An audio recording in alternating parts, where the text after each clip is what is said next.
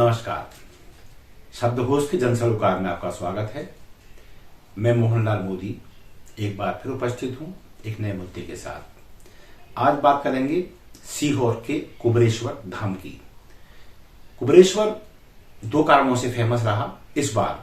Number 1, रुद्राक्ष वितरण की जो घोषणा हुई शिवरात्रि महापर्व पर, तो वहां लाखों की भक्तों की भीड़ उमड़ पड़ी।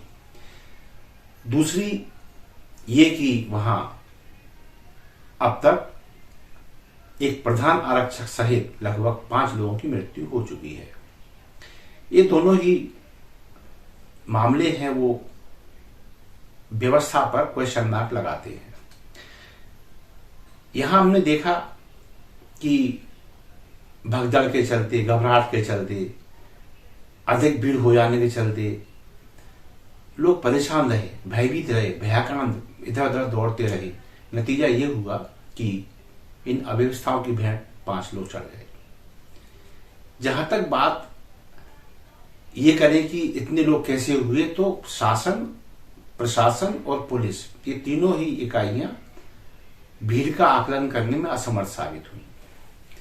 अब जहां तक आयोजक मंडल की बात है, जिसमें स्वयं कथाकार पंडित प्रदीप मिश्रा जी केंद्र में हैं, तो उनका अपना एक मत है कि हमारी ओर से सिर्फ आह्वान किया गया था और अनुमान यही था कि सब कुछ व्यवस्थाओं के तहत हो जाएगा, लेकिन आंकड़ा इतना ज्यादा बड़ा हो गया कि व्यवस्था संभालना मुश्किल हो गया।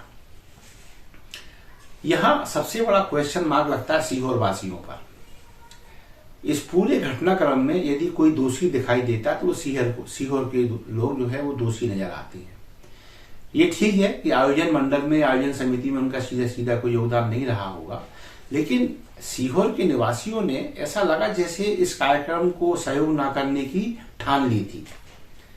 भाई यही तो कारण है कि पानी की बोतल 40 रुपए की, जो दाल या सब्जी की प्लेट 70 की, 80 की, 100 की मिलना थी, वो 150, 200 से ज्यादा की मिल रही है। रोटी 8 और 10 रुपए की बेची जा रही थी। प्रिंटेड कीमतें, बिस्कुट के पैकेट 10 वाले 20 में, 20 वाले 40 में, कुरकुरे 5 रुपए वाला 10 में, 10 वाला 20 में, चिप्स की हालत। मतलब खाद्य पदार्थ, पानी जैसी मूलभूत समस्या में सीहोर वासियों ने जो, मैं पूरे सीहोर की बात नहीं कर रहा, मैं उन लोगों की बात कर रहा हूं जिन लोगों ने मुनाफाखोरी के चलते ये भी नहीं सोचा कि जो लाखों लोग मध्य प्रदेश के अलावा अन्य प्रांतों से आए हैं, वो सीहोर की क्या इमेज लेके वापस लौट रहे हैं, वो क्या अनुभव लेके लौट रहे हैं।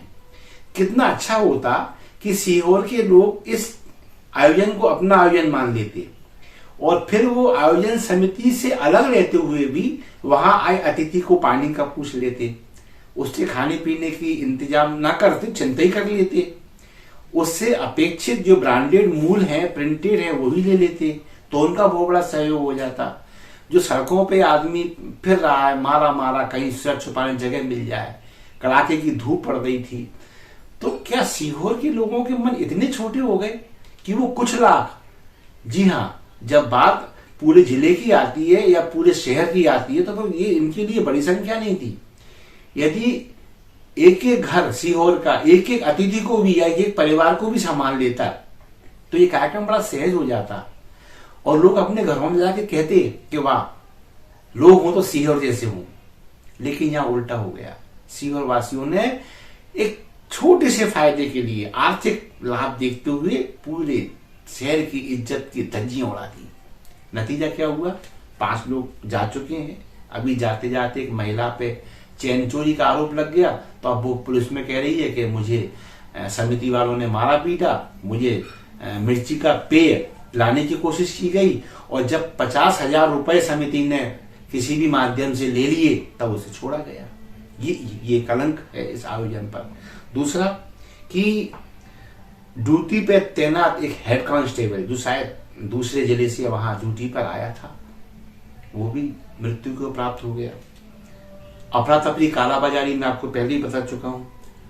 तो कुल मिला के जब धार्मिक आयोजन होते हैं तो ये किसी व्यक्ति विशेष को केंद्र में रख के नहीं किए जाते।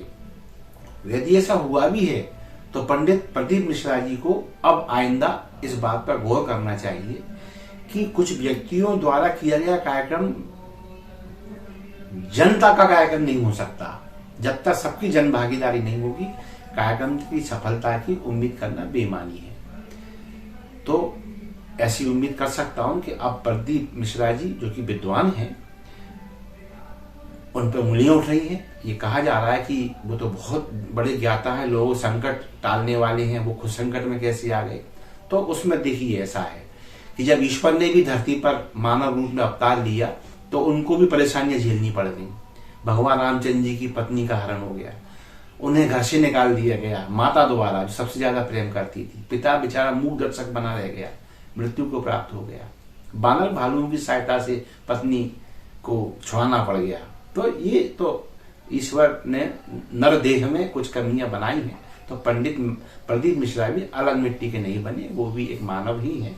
और यदि कुछ गलतियां हुई हैं तो उन पर आगे ना हो, ये मंथन करने की आवश्यकता है। ईश्वर करे सारे धार्मिक कार्यक्रम अच्छे अनुकूल वातावरण में संपन्न हो, व्यवस्थाएं अच्छी बनी रहें और इस तरह की दुर्घटनाएं, हादसे हमें दोबारा देखने को ना मिले, इस कामना के साथ अपनी वाणी को देता हूं विराम।